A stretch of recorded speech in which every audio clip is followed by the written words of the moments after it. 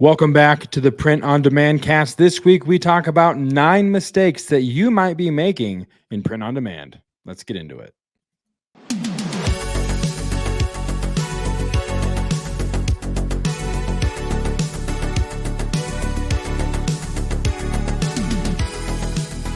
Welcome back, ladies and gentlemen, to the Print on Demand cast. Thank you so much for joining us once again during the craziness and the busyness of your holiday season. And I know that it's a crazy holiday season because if you're listening to this, most likely you're in print on demand, you're doing drop shipping, you're doing some form of order fulfillment, and it's the most wonderful and chaotic time of the year. So thank you for taking time with us to hang out and hear about 9 mistakes that you might be making on print on demand.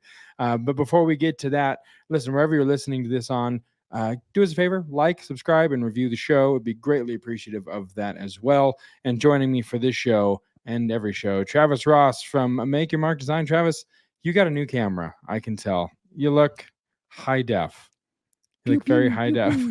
Thank you. Thank you. I feel pretty. Oh, so pretty. Just got a new one. It's a Logitech, and I didn't realize how grainy my video camera was until we started doing all these reels, and you're like zooming in my face, and it's like, oh, yeah. When you have to punch I already got in, wrinkles. You don't need to like add to the bad video. I don't know. There, that one. What it felt like. Yeah, no, it's good to see you in high definition, and good to be with you, man. How's your week been so far? As we record, it is a Tuesday, so how you doing? How's Q4 treating you? Yeah, it's holiday season, so last week was probably the biggest or the busiest week and the biggest sales week. It kind of has tailed off a little bit. Families arriving. My daughter came home Sunday. My mother just got here yesterday. We did the annual Ross Family Cookie Olympics last night. And there were some pretty, actually, Jessa, my youngest, she killed it. She used to be like, she was young. And so she would always like kind of not do a really great job. But she's grown up a little bit. She's about to turn 14, and she did some really nice cookies. Maybe we should throw some of those out there on IG or in the Facebook group or something. I don't know. Yeah, that'd be awesome. I mean, somebody want to make a t-shirt out of one of my daughter's cookies? I mean, I don't know. You could just accept all cookies and then make the a t-shirt design. That's awesome, man. So she ended up winning. How did you fare in this Olympics? I am the judge, baby. I do not participate. So that's what I would do. Yep, that's I hate the whole process of decorating anything. Shh. Don't tell my wife or my family. My wife gets so infinitely frustrated because for years we do gingerbread houses with her family, and I would just give up and I would make something that was comical or something that was like a little obtuse or off color.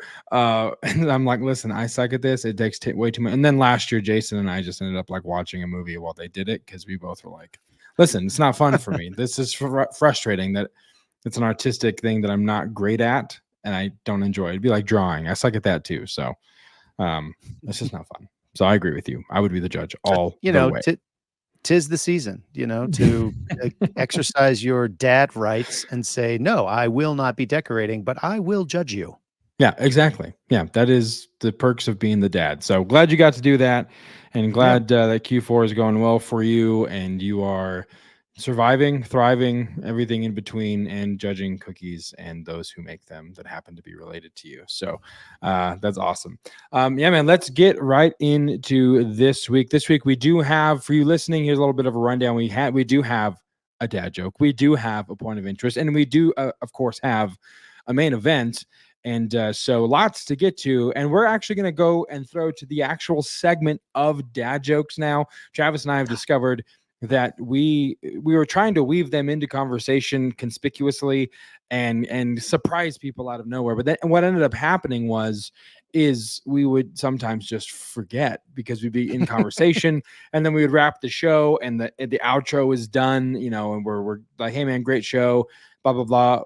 oh crap, we forgot the dad joke. What do we do? So we decided that we're just going to make it a segment again for you guys to know. You guys know what's coming anyway. It's not like it's a surprise to you that we are going to throw to it, and we'll get more use out of the ridiculous bumper that we created for the dad joke. So with that being said, let's just right off the top, 'tis the season. Let's just go right to this week's weekly dad joke. Time for the weekly dad joke. Travis, you brought the dad joke this week, so let's hear it. Let's hear the weekly dad joke. All right. Well, what did Santa give to the naughty soccer player? I have no idea. Coal.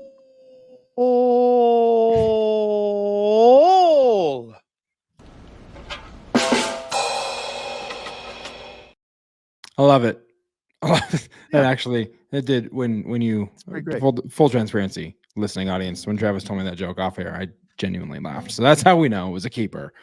Yeah, that's awesome. So you said, that it is seasonally appropriate, I think, and you're a football fan, like not football. You're both football types of fans, but you are actually a soccer fan, I guess, if we're going to use American terms. So yes, I like all the sports that are played with feet. Yes. Technically. All right. Well, we're just going to go straight into this week's point of interest. Got a really, it's actually kind of cool. And it just proves further what a wild time we're living in. So we're going to go to this week's point of interest. Well, howdy, partner. Welcome to the point of interest part of the POD cast. So grab your hat and hold on tight because we got some learning to do.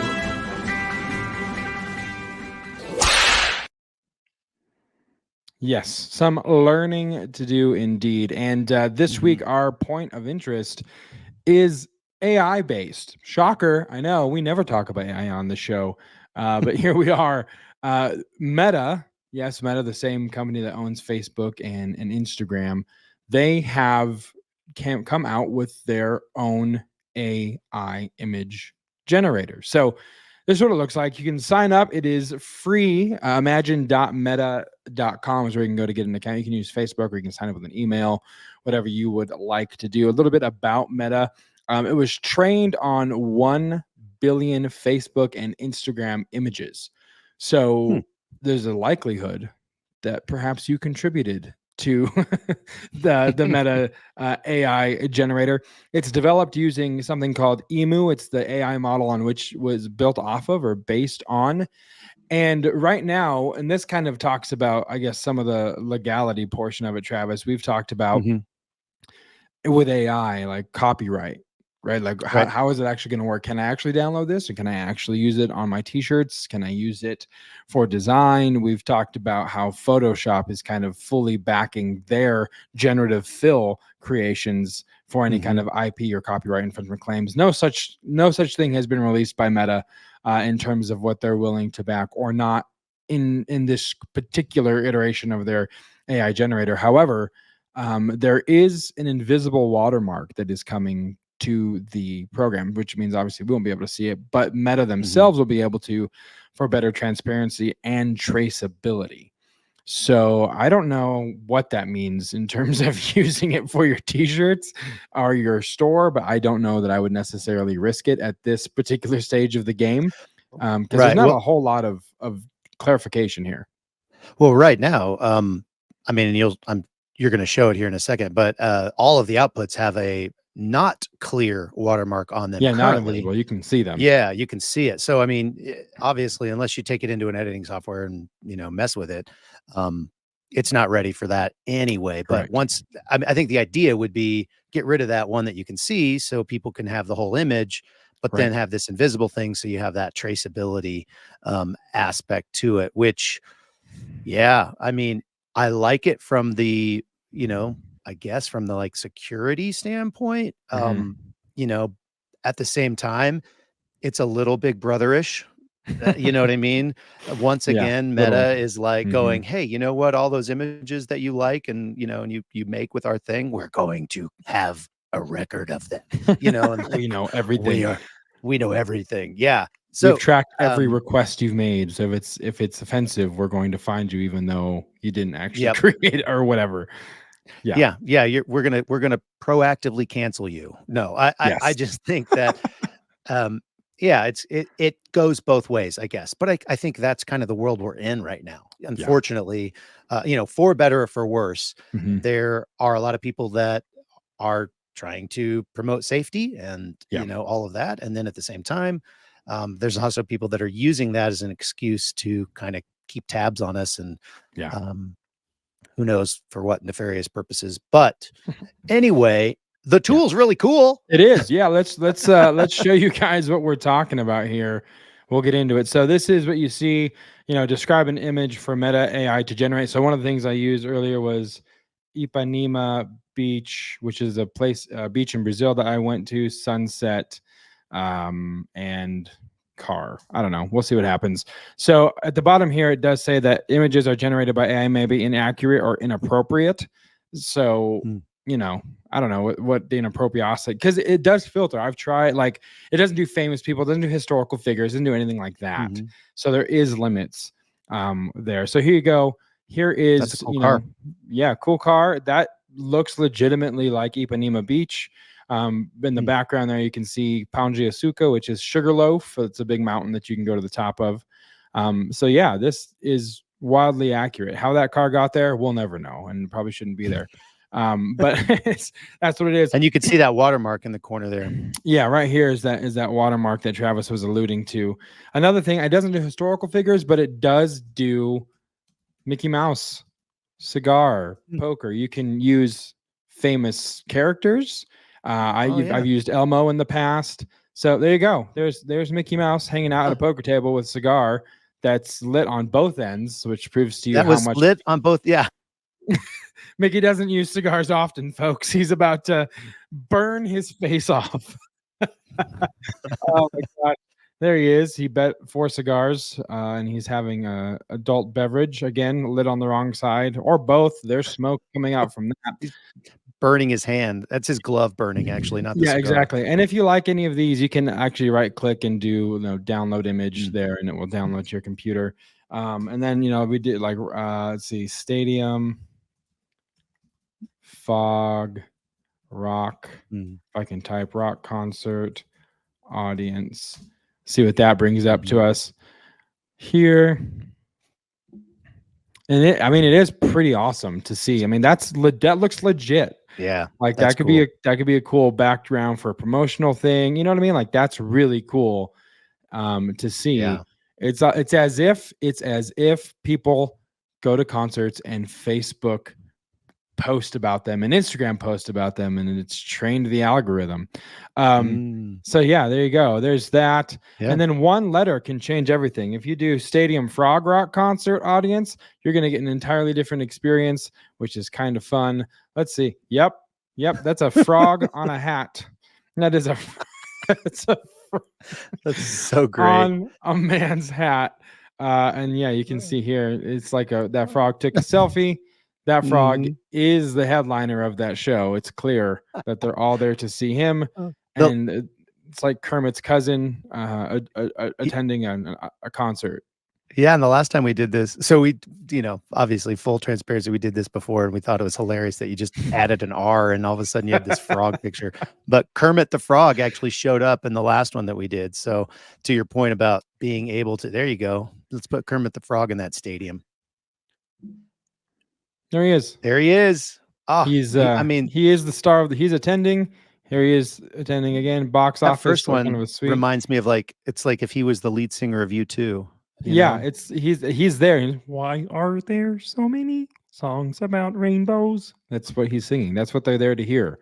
The Rainbow Connection. 100%. Yeah. So check it out. Again, imagine.meta.com. It's free. Sign up, give it a whirl, see what you can make with it. Again, legality wise, copyright wise, we can't necessarily sign off and say, yeah, download everything, get rid of the other watermark and put it on a t-shirt or a printable poster or something. We can't co-sign that idea, but go play with it, go see, because it's just, again, AI is incredible and the things you can use and the things you can create. I mean, in the Instagram stories, there is an AI prompt in Instagram stories now that can be used that is powered also by Imagine. So you can add to your existing photos for your Facebook or Instagram stories, so give it a shot, play with it, see what happens. I think if you're on mobile, it also will work in your Messenger app. If you're in like a group text or a group chat or group messenger, you can just type literally, I think it's /imagine and then space and then your prompt, and then you can get it to actually put one of those pictures in your messenger. So yeah, it's a very cool, very new AI image generator that we wanted to tell you guys about.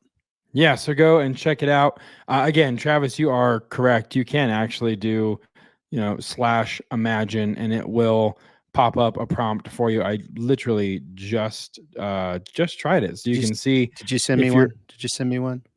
No, I didn't. Did you send one to my?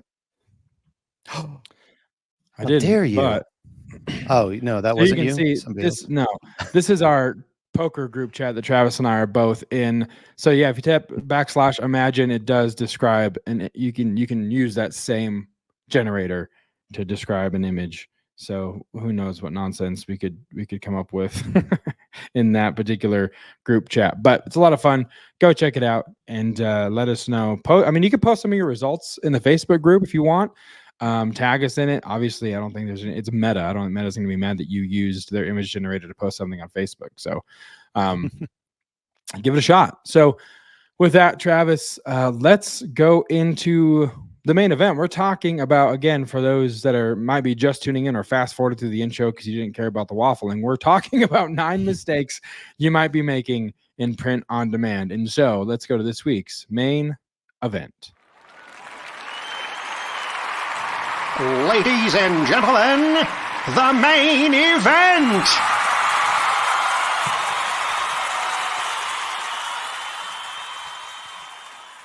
All right. 9 mistakes that you might be making in print on demand.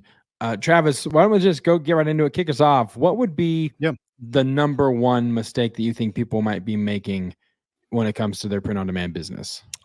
In my opinion, I think the number one mistake that you might be making, and a lot of people are, is just low quality designs. And I don't necessarily just mean, like pixelated images or you didn't make it like big enough so it looks bad. Yeah, like low res, any of that stuff. Which, while that is very important, you want to make sure you're designing at 300 DPI and it's large enough to put on whatever substrate you're putting it on. But beyond that, I think we talked a little bit about it. We've been talking a little bit about it over the past few weeks, but just bad design is prevalent all over. Amazon, Etsy. You can just type something, and luckily those are usually on the pages that are like 9, 10, 20, 50 because no one's buying them because they're just not good. It's a very amateurish. It's funny because some people will go like, well, then why does this coffee mug or t-shirt with only text sell? That's not a very good design. But I tend to disagree because I think sometimes less is more. Sometimes simplicity sells. And, there's a heck of a lot of fonts out there that you can use to make your particular text-based product stand out a little bit. I don't think that that's always going to be the case. And, please God, don't use Arial or Papyrus. Is that what it's called? Comic Sans. Or Comic Sans, There's a couple of ones that I would probably shy away from. But there's a lot of really great fonts out there that are trendy, and so maybe they won't be as popular down the road as perhaps an image with some type of graphic element to it. But right now, I've got several of those that are selling over the Q4. I have a whole bunch of different ones that I did with a lot of different professions. Yeah. And they've really done well over this Q4. So, but the point is, these low quality designs is probably one of the biggest mistakes I see when people are saying, "Hey, why am I not getting any sales?" Right. Well, the hard truth is your designs aren't very good, you know? No, I mean, we talked about this last week too with Jay. Yeah. And people just need to have someone be brutally honest with them. And, I have a friend, he'll probably never listen to this podcast. But I'm still not going to name his name. He and his wife have an Etsy store. And he reached out to me offline and asked like, "Hey, like, would you be willing to like do some social media work for us? And we're trying to get a lot of eyes to the product and all this kind of stuff." And the reality is what they're selling is not good. It's not scalable. Their designs are terrible. What they're trying to do with it is not going to work. And so I was like, let's get some time. I'll sit with you and we can kind of talk through some stuff. And I'm going to have to be like, look, dude, the reason is that you could throw ad dollars until you're blue in the face at this thing. But the product itself isn't appealing. Like, you need to rethink your product offering, your designs, what you're trying to do. And so there needs to be some of that really harsh, like detached, unbiased third person opinion that you seek out. And like, the thing about asking for coaching, the thing about asking for advice, the thing about asking for insight is that if you're going to ask for those things, you have to be willing to take the harsh critiques and the good critiques and the good feedback. You have to take both. Don't go ask for someone to coach you and then get upset when they're brutally honest with you. Like that doesn't work. You're wasting your money, because if you're not going to act on it and take actual advice, then your stuff's never going to improve. So you have to seek that kind of thing out. So number 2, I would say, and I know this from firsthand experience, it led to a very hard season, a couple horrific months that it led to, because we did not adhere, or we made this second mistake, is ignoring copyright laws. Don't do that. Emotional damage. Okay, listen. There's a propensity to think that just because other people you see on a platform are posting friends merch with blatantly ripping off the font, the character names, the images, the likeness, the quotes, all that kind of stuff. Like, there's so much gray area in some of this stuff when it comes to copyright with like well-known entities. But it's not worth wading into that murky water because there's alligators in there, friends, and you will come out with missing limbs. Okay. Appendages will be ingested by the crocodiles that are in those murky waters. But the propensity is to think that it's okay to do that because, well, other people are getting away with it. Other people are posting Disney. Other people are posting, Yellowstone t-shirts. Other people are posting all this stuff. So I should be able to as well. And what you're doing is you're basically setting a timer on your own self-destruct, vest, but you're this bomb vest that you've basically put on and set the timer, and you're literally just waiting, because inevitably there's going to be lawyers, there's going to be people that represent these other entities that are going to do wide swaths of eliminating people who are selling that copyrighted material illegally. And you will have sold a bunch, and that will be nice, but you can't sell anything if you don't have a store. And if you don't have a store that's then banned because of what you decided to do, then you don't have any income for a much longer period of time than what you made income off of that design. That's what happened with Madeline, my wife. For those listening, episode 68, she actually came on the show, which in and of itself was a miracle, miraculous, because she doesn't enjoy public speaking. But I think because she knows Travis, and obviously with me being on this, she was a little more comfortable. But we talked about and asked her these questions because she did violate a lot of what I just talked about. Mhm.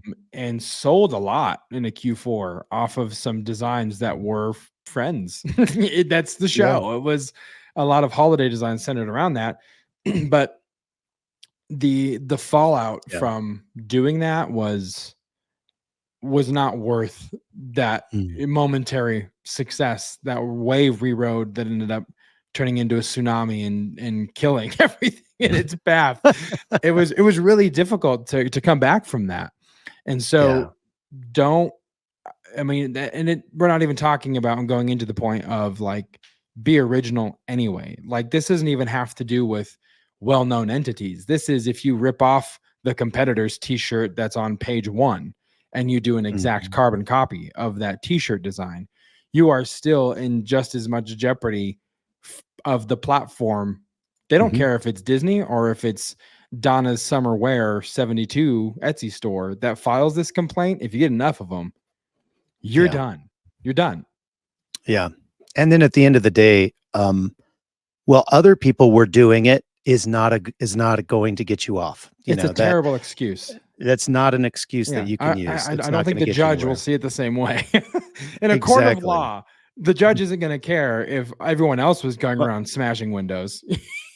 Well, I mean, it's probably never going to get that far, but definitely Etsy or Amazon doesn't care. That's No, right. Yeah. 100% for Yeah. sure. I guess that's my court of law is an analogy. Like if you were to break the Yeah. law for vandalism and then stand in front of a judge and say, well, everyone else is doing it. It's like, Right. well, it's wrong. So why did you Uh-huh. do it? You know what I mean? Exactly. So yeah. And that is a hard lesson. I've had a few things taken down from Amazon most of the time. And I will say most of the time because like you, I pushed the boundaries a little bit in my earlier print on demand days. But most of the time recently, it's been, I had the word, hallmark in my keywords, which Right. meant because it was like a graduation moment or something, Yeah. or a product. And so I was like, this hallmark moment or something like that. And so I got, a copyright violation for using the word hallmark. And In that your was a complete keywords, not in the accident. design. Yeah. Was it? It was in the It keyword, was not in in the my design, in your keywords in keywords. Okay. Amazon. Okay. Exactly. So don't think that, oh, well, I didn't put it in the title or the description so I can sneak it into the back end. That's No. a recipe for disaster as well. Yeah. They do, and they can, and they will see that and potentially put you out of business and lock Yeah. you out of your store Yeah. and keep your money. Yeah, exactly. And trust me, again, from personal experience, the appeal process isn't a guaranteed thing either. I mean, we consulted lawyers and tried to get things reinstated and Mhm. and we're basically like, we promise we'll never Yeah. do it again and all that kind of stuff. It doesn't matter at that point. Yeah. They just don't care. Again, episode 68 in the archives, pushing through Etsy setbacks with Madeline Cifuentes, who again is my beautiful wife. Go listen to that because there's lots of insight. Not only is there insight about like what not to do to get there, but also we ended up rebuilding. We got a different store. We Mhm. opened another store. We rebuilt everything. We did everything much better the second time, from organization to execution of designs, much better. So go check that out. Good episode, a little biased. I think the guest was hot, but that's my opinion. So number 3, Travis, in the list, we've got Mhm. not proofing samples. Why is Right. that a mistake? And how does one kind of fall into that trap? I think a lot of times, we're so eager to get started that we will potentially take some shortcuts. And Yeah. one of those shortcuts is not proofing your is not getting samples to you to see what kind of product you're actually sending your customers. Because this can be Right. such a hands-off business, it's very easy to cut corners like that. Um, and it can be, a lot of weeks and months go by and you're sending, maybe just poorly printed t-shirts or crooked Yeah. stuff, and it's just not great. Yeah. And if you're trying to build any type of a brand, that's not going to serve you well. Right. I was speaking to someone today about Etsy and about list building and create collecting emails from Etsy customers as they buy. Yeah. Well, imagine you're spending money on this and this, email collection thing, and you're making all these sales, and you've got 100 or 500 emails after you've sold all of these things. And then you're like, hey, we have a new thing out. And they're all like, well, the first thing was crap. So exactly. I ain't coming back, unsubscribe or whatever. You're not building your brand in a scalable way when you take this shortcut. So we've talked about this on the show. Highly recommend, particularly if you're using like a Guten or a Printify who outsource their production to different places. It's important that when my thing goes from this production facility and now it's, they're out of the sand large Bella Canvas 3001. And so it's going to this other facility. Well, is it going to be the same? Is it going to print the same? And so that's on you to figure that out and like make your decision. Am I going to stick with this provider because I want quality for all of my customers, because that's the best thing for my brand? So it's very crucial to get those samples before you get too far in. I mean, let's get started and let's go. But hey, ask. A lot of these companies will actually credit you and they'll give you free samples or discounted samples. And so take advantage of that and make sure that you're sending products that you'd be proud to offer to your friends and family. Yeah, exactly. And again, we've touched on this before in the past as well.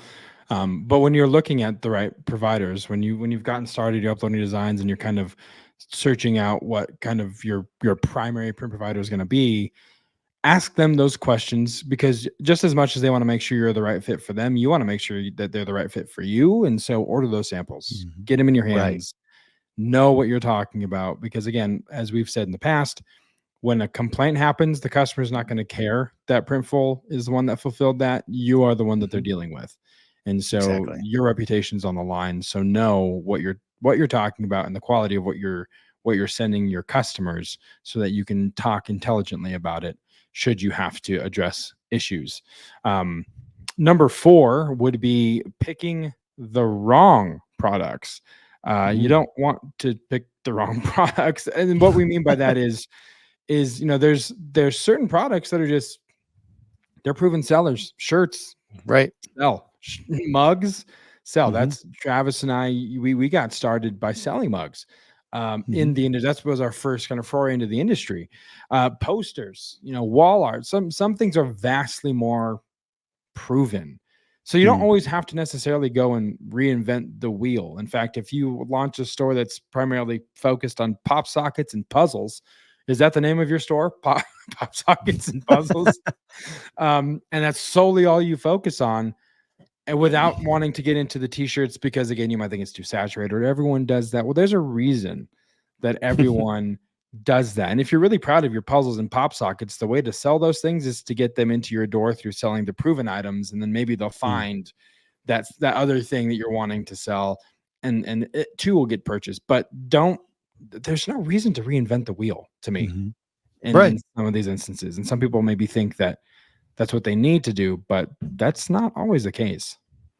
Yeah, I also think, like, if you are, a lot of people listening to this are trying to really niche down and get into a specific niche. And so this goes for those people as well. If let's say you're focusing on, you're really into soccer and you love soccer, just like me, and you're an Arsenal fan.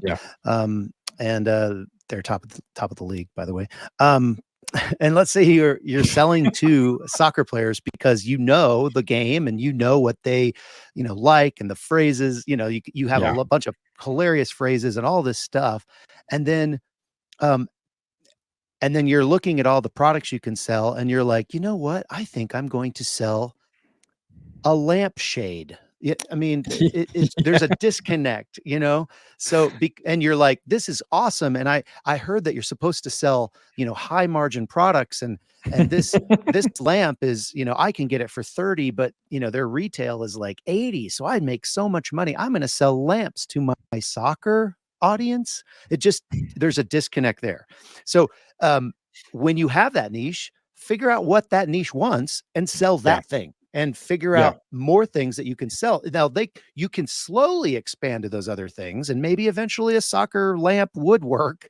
I don't know, but probably not at the beginning if your target demographic, needs shirts and hoodies and warm up, and drinkware. Yeah. And, those types of things. Does that make sense?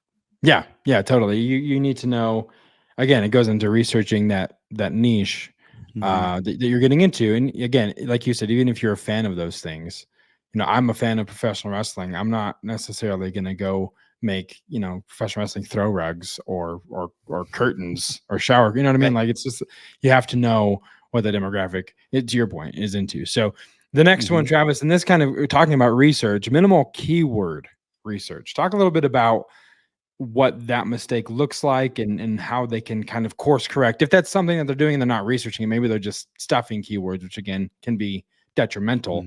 Like, what does that look like? Yeah, I mean, it can go a couple of different ways. If you're more of a, going for a lot of different niches, you might be so generic that you're getting in your own way.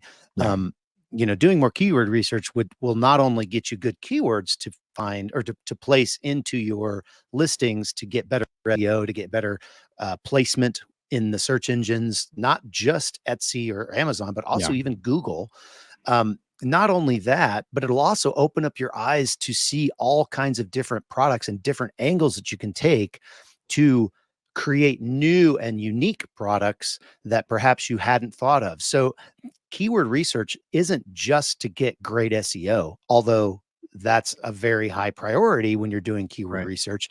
It will also lead you down rabbit trails that you didn't know existed, that can lead you to, the pot at the end of the gold pot at the end of the rainbow, because you found this rabbit trail and you kept going down it and you found this really, really cool, group of keywords that you're like, oh man, there's not a lot of, there might not be a lot of search volume, but there's no competition, and so that's one, if you're kind of more of a generalist. At the same time, if you are doing that niche down type research, it can also help you from wasting a whole bunch of time, because if your niche is underwater basket weaving and you start searching it and you realize, oh my gosh, nobody's searching for this. Well, there might be a reason for that, and I don't know, maybe underwater basket weaving is like the next unicorn. I don't know. I don't want to if you're into that, hey, you do you. But my point is that keyword research can really save you from going down a path towards a niche that may not have the demand that you think it has because it's your favorite thing or whatever. Right. Yeah, exactly. Number 6 in the list, disorganized file management, which I know Travis is always ecstatic to talk about. File management. But listen, the reality is, and this is one of the things that we learned when we had to rebuild Madeline's Etsy store, was file management, because the way we were doing it was not sustainable. And so we had to pivot. And I think she even called you and was like, hey, can you tell me how you do what you're doing, or kind of give me an example, or kind of point me in the right direction. And so it's just like, if you have thousands of designs, you have to have a good system as to where they're located, naming them.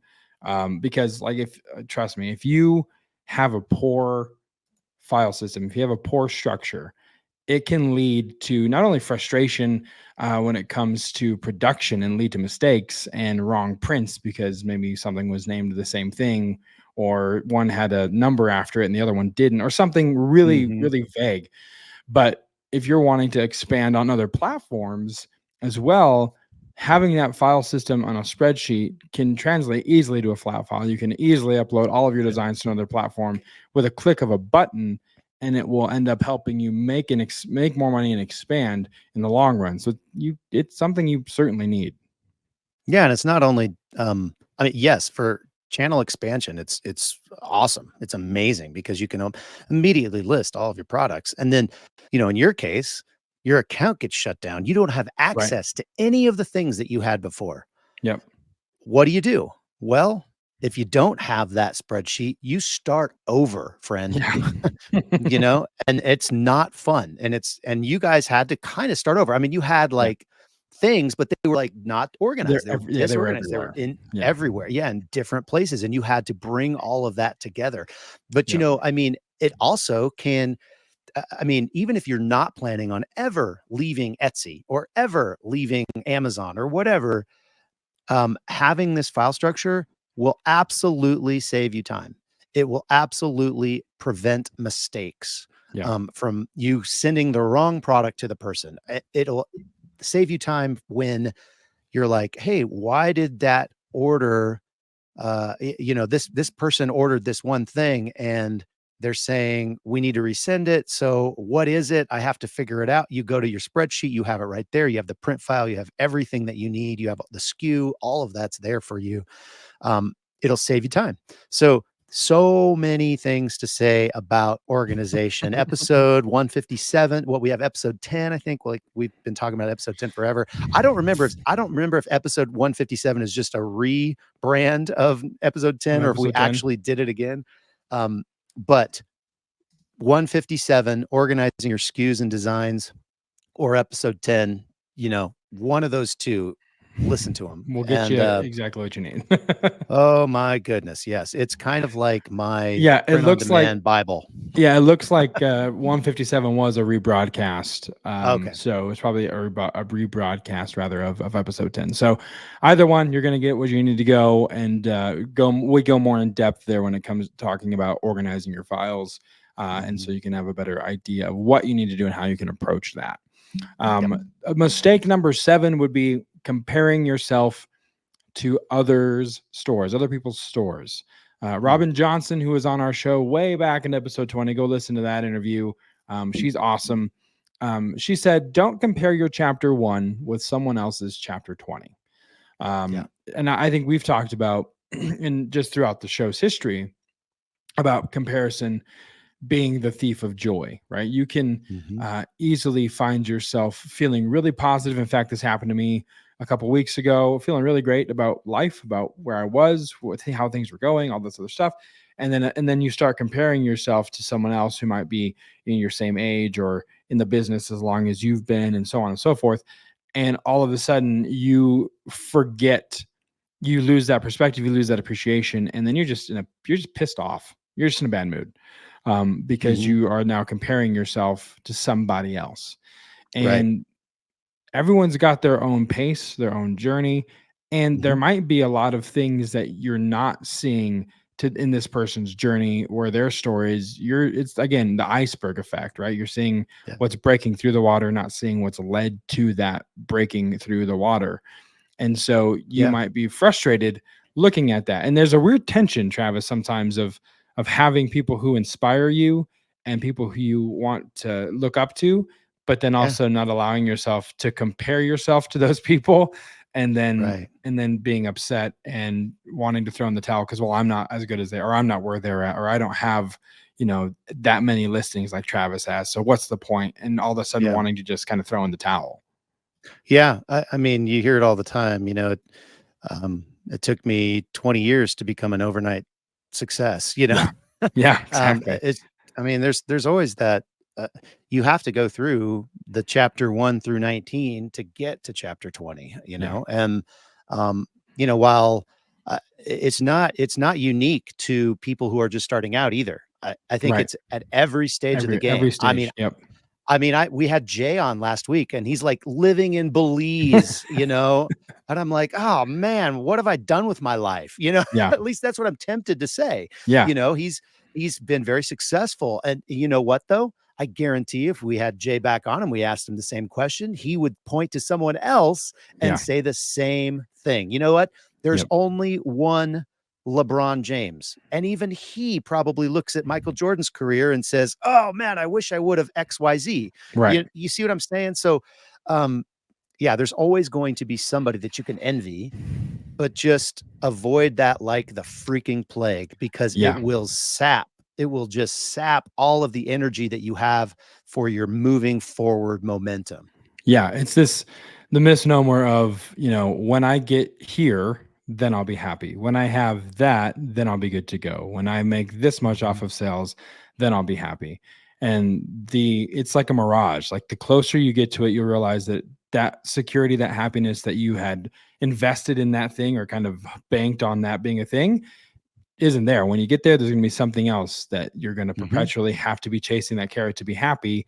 And that's what comparison can do to you. And to your point, Travis, you have to go through chapter 1 to 19 to get to 20. If you're reading Lord of the Rings and you read the first chapter and you understand that Frodo has to get the ring to Mordor, and then you skip all the way to the end of book 3 and read that he got the ring to Mordor, sure, you got the highlight, but you're missing everything in between that built the character, that the journey that equipped him to be able to do that, his relationship with Sam.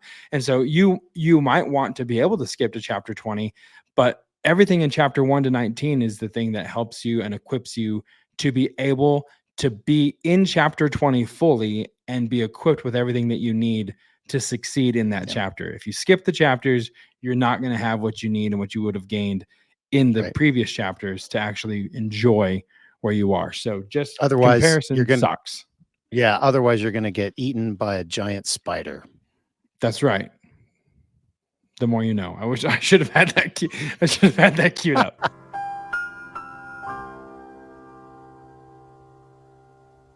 Don't get eaten by giant spiders.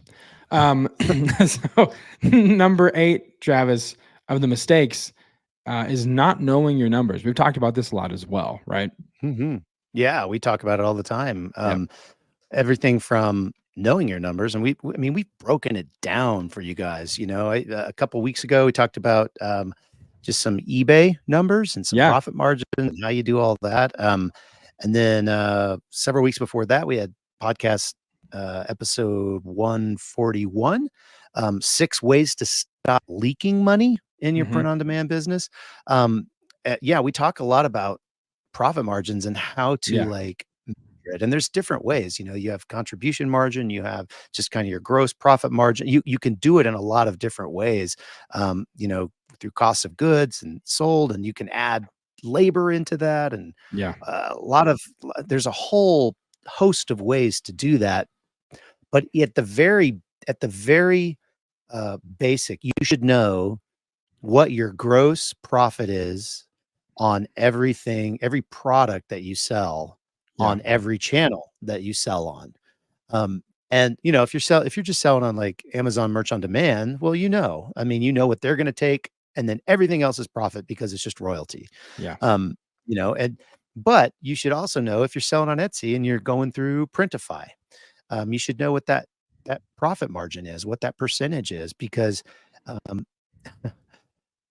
you're going to invest in this business. You're going to spend money. And if the profit that you have from the products you're selling is not enough to support, you know, your subscription to E-Rank, or, you know, your subscription to Placeit or Bulk Mockup or your Photoshops, whatever the things are that you need, you're not going to be in business for very long.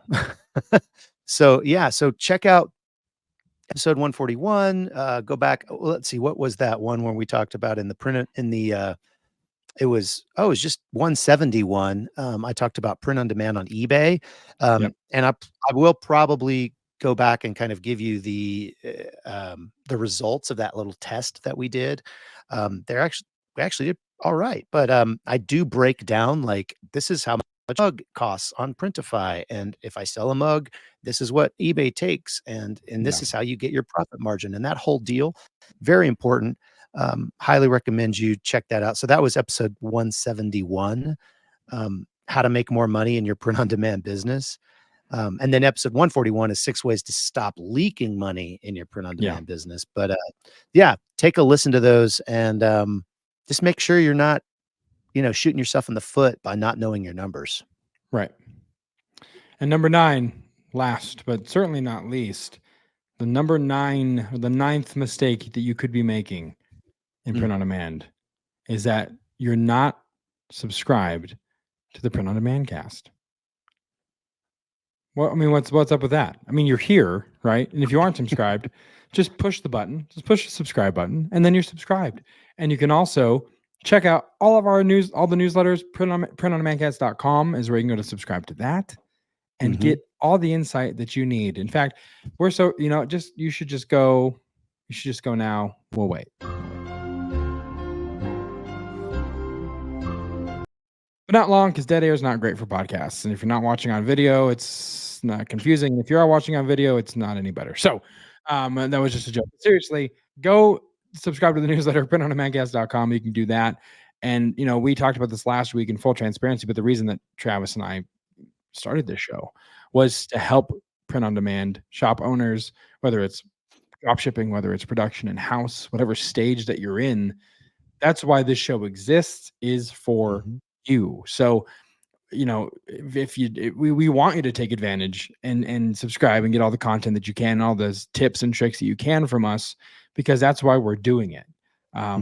Because we want to see everybody succeed. So go subscribe to the Print on Demand cast. That's a little bit of a shameless self-promotion, but hey, it's true. We'd love for you guys to jump on our email list. You get an annual design calendar that kind of help you organize evergreen and non-evergreen, actually event-based designs, so you can kind of design for the season and have a good idea. It's just all laid out for you. It's really easy. It's not a earth-shattering document that's going to change your business or anything, but it might help you, and it's just already laid out. So why reinvent the wheel? Just go give us your email address, and you'll get that, and it'll be a nice even trade. Plus, you'll get an amazing weekly dad joke along with a bonus one, other fun stuff. Yeah, exactly.